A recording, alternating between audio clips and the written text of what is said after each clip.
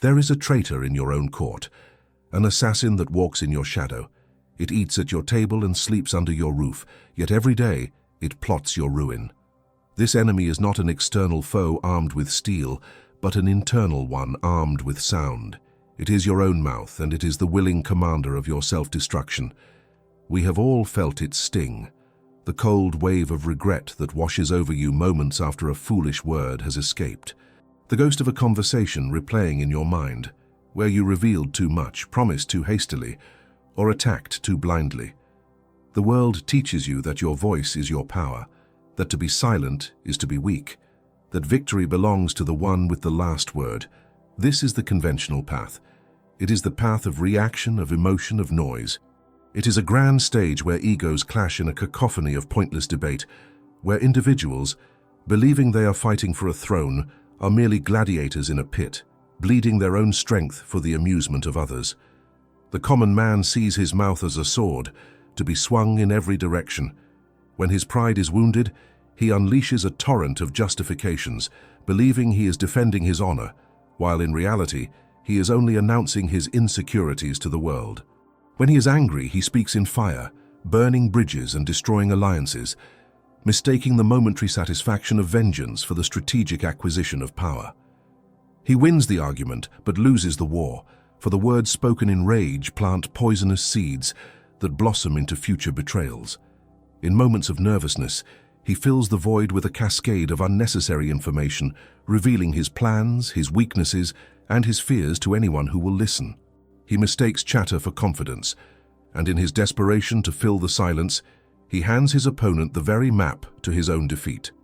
This is the path of the undisciplined soldier, the one who charges without orders, baited by the slightest provocation. He is predictable. His movements are dictated not by strategy, but by the raw, untamed impulses that govern the weak.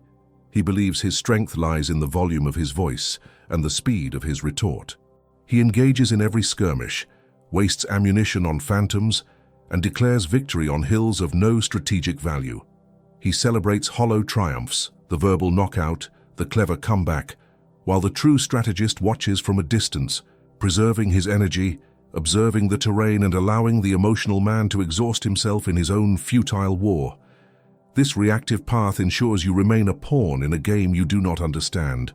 You become a ship without a rudder, tossed about by the stormy seas of your own emotions, your mouth acting as the hole in the hull, letting the ocean in until you inevitably sink.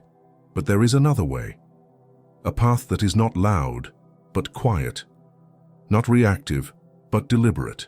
It is the way of the strategist. The great general Sun Tzu wrote, "The victorious strategist only seeks battle after the victory has been won, whereas he who is destined to defeat first fights and afterwards looks for victory." Where does one win this victory before the battle ever begins? It is not won on the field of debate or in the theater of public opinion. It is won in the silent, disciplined chamber of your own mind. The strategist understands a fundamental truth that the common man overlooks. The problem is never the mouth. The mouth does not betray, it only obeys. The true enemy, the chaotic general giving the foolish orders, is the undisciplined mind. The strategist, therefore, does not waste his time trying to memorize phrases to avoid or clever lines to recite. That is the work of an actor, not a general. Instead, he turns his gaze inward. He forges his mind into a fortress, a silent temple where all calculations are made before a single word is deployed. He understands that every conversation is a landscape, a terrain with its own unique features. To speak without first observing this terrain is the height of folly. While the emotional man rushes to speak, the strategist is silent, but his silence is not empty. It is a tool of immense power. It is a shield that deflects the enemy's provocations, making them appear foolish and desperate. It is a probe, creating a vacuum that compels the opponent to speak more, to reveal their intentions, their fears, and their strategy. While the common man is fighting the battle, the strategist is reshaping the battlefield itself. He treats his words as Sun Tzu treats his soldiers. They are a precious resource, to be deployed with precision, purpose, and only when the conditions for a decisive victory are absolute. He knows that true power is not found in the ability to speak, but in the discipline to remain silent until speech becomes the most devastating weapon in his arsenal. He does not seek to win the argument, he seeks to create a new reality where the argument is no longer necessary.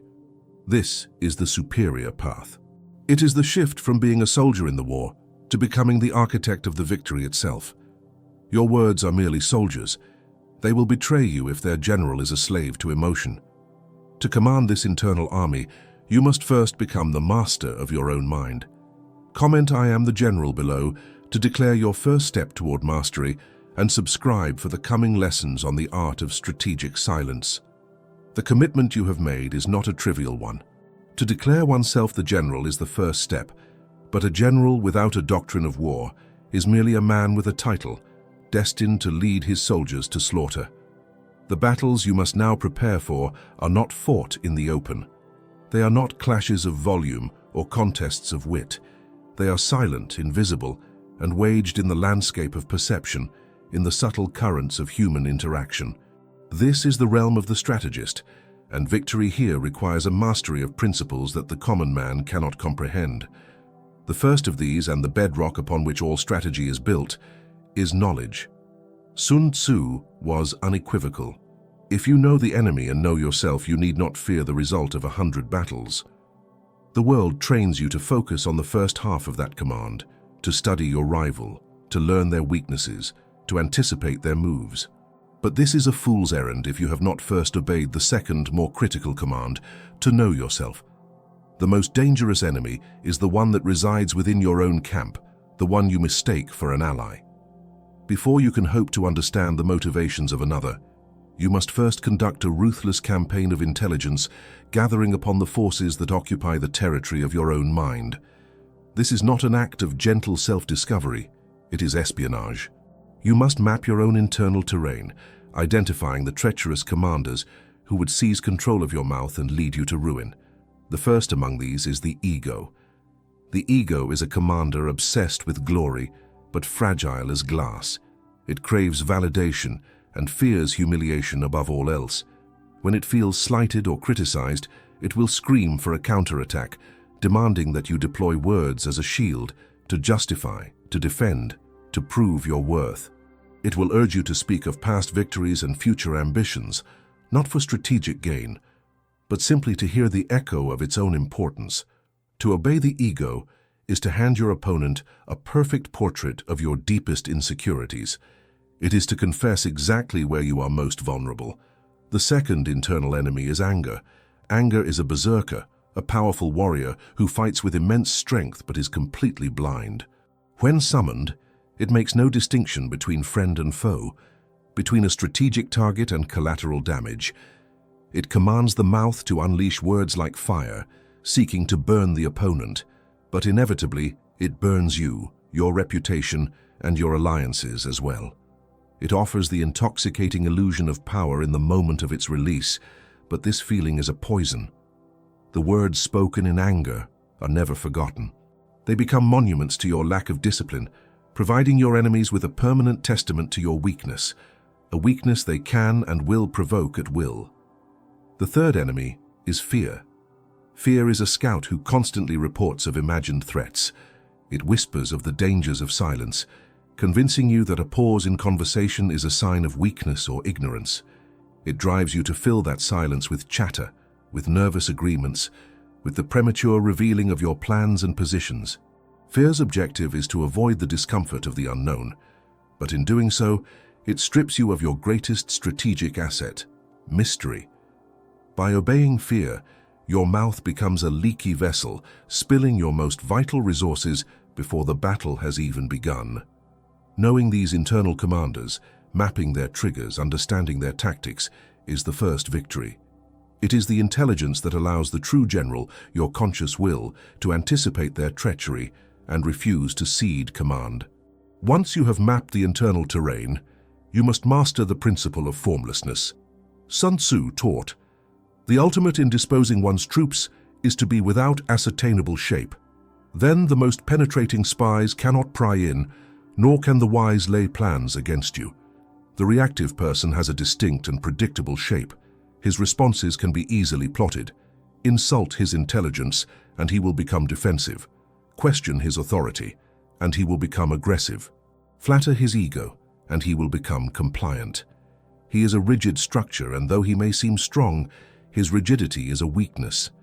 Any force applied to the right point will cause him to break in a predictable way. The strategist, however, cultivates the opposite. He becomes like water. Water has no fixed shape, it cannot be grasped. You cannot strike it and leave a wound. If you push it, it yields, but it is not defeated. It flows around the obstacle, or given time, it erodes the obstacle completely. To be formless in conversation is to achieve a state of active neutrality. It is the mastery of the pause. When an opponent launches a verbal attack, a provocation, an insult, a challenge, the formless strategist does not meet force with force. He absorbs it without reaction. He does not defend, he does not attack, he simply observes. This lack of reaction is a profoundly powerful maneuver. It denies the opponent the emotional feedback they crave. Their attack was designed to produce a specific effect: anger, fear, defensiveness, and when it fails to do so, their entire strategy is thrown into disarray. They have pushed against a door that was never locked, and their own momentum sends them stumbling forward, off balance and exposed. This psychological vacuum you create is unnerving to most people. They are accustomed to the rhythm of action and reaction. Your formless silence compels them to fill the void, and in their discomfort, they will often say more than they intended, revealing their true motives, their hidden weaknesses, their deeper strategy. You become unreadable, unpredictable. They cannot plan against you because they cannot ascertain your position. By refusing to give your mind a solid shape, you become an enigma, and your silence becomes a weapon far more potent than any word. This leads to the third principle: deception. All warfare, Sun Tzu stated, is based on deception. The undisciplined mind hears this and thinks of lying to others. The strategist understands that the most crucial deception is the one practiced upon his own destructive impulses. It is the art of mastering the internal theater.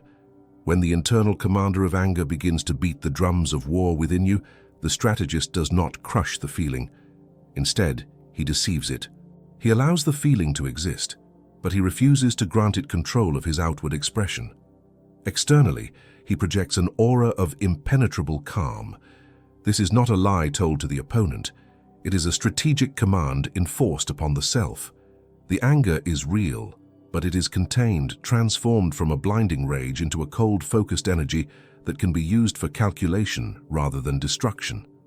When the tremors of fear arise, you project an exterior of thoughtful consideration. You may slow your breathing, adopt a contemplative posture, and use silence not as a result of being frozen by fear, but as a deliberate choice to weigh the situation. This internal deception is the highest form of discipline. It is the act of separating your emotional state from your strategic response. While the common man's face is a transparent window into his mind, the strategist's face is a curated display. He understands that his true emotional state is a piece of vital intelligence that must be protected at all costs. To reveal your anger is to tell the enemy they have found a weakness. To reveal your fear is to invite them to press their attack. By seeming calm when you are provoked, inactive when you are calculating, and receptive when you are analyzing, you lay a false trail. Your opponents will misread the terrain, miscalculate your strength, and ultimately base their strategy on a fiction that you have authored. This is how the invisible war is won. You gain victory not by out-talking your opponent, but by outthinking them. And the first step to outthinking them is to achieve absolute mastery over the chaotic and treacherous forces within yourself. You have learned the principles of the invisible war, the doctrines of knowledge, formlessness, and deception. But these are merely blueprints. A blueprint cannot stop an invading army. To wield these principles is to engage in the most difficult campaign a human being can ever undertake. It is not a war against another person, another institution, or another army. It is the war against the self. This is the great contest, the one that determines the outcome of all other conflicts before they are ever conceived. For the first and most essential territory you must conquer and hold is the 6 inches of terrain between your own ears. every external battle is won or lost here first. This is the psychological battlefield, and its mastery is the true hallmark of the strategist. The mind of the average man is a chaotic kingdom. It is a realm besieged by insurgent factions, each with its own agenda, each constantly vying for the throne of expression. Pride is a vainglorious noble, demanding parades and accolades. Fear is a paranoid advisor, seeing assassins in every shadow. Anger is a brutish warlord, urging the burning of cities for the slightest offense. Impatience is a foolish merchant, willing to sell a kingdom for a moment's convenience. These forces are in a constant state of civil war, and the mouth is the capital city they all seek to capture, for whoever controls it, controls the kingdom's relationship with the outside world. The reactive person allows whichever faction screams the loudest to seize the capital. His words are thus not his own. They are the manifestos of the particular tyrant who happens to be in power at that moment. This internal chaos exacts a devastating toll on his strategic capacity. It is a constant drain on his energy, a cognitive tax that leaves him impoverished when faced with a true external challenge. The strategist, by contrast, is the silent emperor of this internal kingdom. His rule is absolute. This dominion is not achieved through the brutal suppression of his emotions. He does not try to kill the warlord of anger or execute the noble of pride. To do so would be to destroy parts of himself, to weaken his own kingdom. Instead, he achieves victory through a profound and calculating understanding. He studies the nature of these internal forces. He knows what fuels them, what their weaknesses are, and how they can be channeled. He listens to the counsel of fear, but does not obey its commands. He acknowledges the power of anger, but keeps it chained in the dungeons, to be released not as a wildfire, but as a focused blast of heat to forge steel when necessary. He understands the desires of pride, but feeds it not with the empty calories of public boasting, but with the silent satisfaction of flawless execution. This is what Sun Tzu meant when he advised that the sovereign must not interfere with the general. Your emotional self is the sovereign. Your strategic consciousness is the general. The supreme art of this internal governance is to ensure the sovereign's passions never disrupt the general's calculations. The first victory, the greatest conquest, is this unification of the internal state. From this unshakable foundation of inner peace, all external power grows. Once this internal citadel is secured, you can begin to shape the external world. You begin to practice the architecture of perception. The strategist is not concerned with being liked or disliked, admired or despised. These are the trivial concerns of the ego. He is concerned only with being correctly perceived for his strategic purpose. He sculpts the way others see him with the deliberate precision of a master artist. He does not simply put on a mask, he curates an atmosphere. He becomes a living embodiment of Sun Tzu's most subtle principle. Appear weak when you are strong, and strong when you are weak. When you hold the decisive advantage, when you possess knowledge that your opponent lacks, when your position is unassailable, this is the moment of greatest danger. The temptation, driven by ego, is to display this strength, to signal your superiority. This is a fatal error. The strategist in a position of power projects humility. He appears contemplative, perhaps even slightly unsure. He uses fewer words. He asks more questions. He listens with an intensity that can be unnerving. This projected weakness is a strategic lure. It invites overconfidence in the opponent. Believing they are dealing with a lesser force, they lower their guard, they speak more freely, they reveal their own plans, their hidden strengths, their final reserves. They advance recklessly into the terrain you have prepared for them. You allow them to believe they are winning, right up until the final decisive moment when the trap is sprung. You have used their arrogance, an internal enemy you have already conquered in yourself, as the very weapon of their defeat. Conversely, when your position is compromised, when you are at a disadvantage of information or resources, you must project an aura of absolute, unshakable control. This is the echo of a phantom army. Your demeanor must be serene. Your words, if you use them at all, must be calm, deliberate, and measured. Your silence must be profound, suggesting not an absence of knowledge, but a depth of knowledge so complete that you have no need to speak. This calculated display of strength creates crippling doubt in the mind of your adversary. They may hold the better cards, but your composure makes them question the very rules of the game. They will hesitate. What does he know that I do not? Why is he not afraid? This hesitation is the gap in which you can maneuver, a moment of reprieve you have manufactured from thin air. You have used your own discipline to project a force that does not yet exist, deterring an attack and buying the most precious commodity in any conflict: time. Through the consistent application of this discipline, you build your greatest asset, your reputation. Reputation is the ghost that walks for you. It is a shadow that enters the room before you do, and lingers long after you have departed. This shadow is not built with loud proclamations or dramatic gestures. It is built with silence. It is forged in the moments where you chose not to speak. Every time you absorbed an insult without retort, every time you resisted the urge to correct a fool, every time you let a silence hang in the air rather than rushing to fill it, you added another layer to the weight of your reputation. This reputation becomes a form of passive, strategic terrain. People who are about to engage with you are already navigating its features. Those who are prone to manipulation will find themselves cautious, sensing that their usual tactics will be ineffective. Those who rely on emotional outbursts will feel their anger cool, fearing it will only make them look foolish before your composure. Your reputation becomes a silent deterrent, a quiet pressure that shapes the behavior of others in your favor. It filters out trivial conflicts and ensures that when a true challenge does arise, your opponent will approach you not with arrogance, but with a measure of respect and perhaps even fear.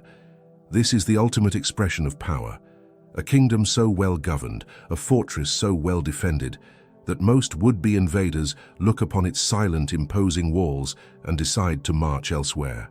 You have journeyed through the treacherous landscape of the mind, identified the internal insurgents, and learned the doctrines of a war fought not with sound, but with substance. You have learned to observe, to become formless, to architect perception. Now, before we reveal how to consolidate your victory into an enduring reality, ensure you are subscribed, for the final piece of wisdom is reserved for those dedicated to the path of mastery. The journey from soldier to general is complete only when one learns not just how to fight, but how to end the war. The culmination of all your discipline, all your observation, all your silent calculation is the decisive moment. The world, in its naivete, imagines this as a thunderous climax, a brilliant speech, a devastating argument, a final, crushing word that brings the opponent to their knees. This is a fantasy. The strategist knows that the decisive moment is rarely loud. It is often quiet, swift, and almost anticlimactic. Sun Tzu described the quality of a decision as being like the well-timed swoop of a falcon, which enables it to strike and destroy its victim. Consider the nature of this falcon. It does not engage in a prolonged dogfight. It does not waste its energy in a series of minor skirmishes. It circles high above, patient, observant, a model of conserved energy. It watches the chaos below, seeing everything, yet remaining unseen. It waits. It is not waiting for an opening to attack. It is waiting for the precise moment of its victim's fatal error, a moment of distraction, a turn in the wrong direction, a brief instance of vulnerability. And when that moment arrives, it does not hesitate. The strike is a release of focused, overwhelming force that is both instantaneous and final. So it is with the strategist's words. The long periods of silence, of active listening, of formless absorption. This is the circling of the falcon. This is the act of accumulating potential energy. It is what Sun Tzu called shi, the strategic momentum. Imagine drawing back the string of a great war bow. Every second of tension, every ounce of force applied, adds to the potential power stored within the bent wood and taut sinew. The real work is in the drawing of the bow. The release is effortless. Your words, when finally deployed, are the arrow. Their power is not derived from their sharpness or their poison, but from the immense potential you have built up behind them through your discipline. The decisive utterance is often brief, a single, well-aimed question, a quiet, factual statement that exposes a contradiction. a choice to remain silent when a response is desperately sought. This is the strike. It is delivered not when you are strongest, but when your opponent has made themselves most vulnerable, often by ensnaring themselves in their own web of words, spun in a desperate attempt to penetrate your formless defense. The victory is not in your final word. It is in the opponent's realization that they have defeated themselves against the unyielding wall of your composure. After the decisive moment has passed, the war is over, but the campaign is not. This is where the strategist and the common man diverge most profoundly. The common man, having won his argument, will celebrate. His ego, starved during the conflict, now demands a feast. He will gloat, he will seek validation, he will replay his victory for others. This celebration is a strategic blunder of the highest order. It reveals that the battle was fought for the sake of ego, not for a larger purpose. It expends the very energy that should now be used for consolidation, and it plants the seeds of resentment and future revenge in the heart of the vanquished. The strategist does not celebrate. The falcon does not admire its own flight after the strike. It simply secures its prize and returns to the sky. The aftermath is a period of quiet observation. The strategist watches the ripples created by his decisive action spread through the environment. His objective was never the momentary thrill of victory, but the establishment of a new, more favorable reality. This is the consolidation of power. Having demonstrated that you cannot be baited, that your composure is unbreakable, and that your perception is acute, you have fundamentally altered the strategic terrain. Future challenges will be deterred. Potential conflicts will dissipate before they can form.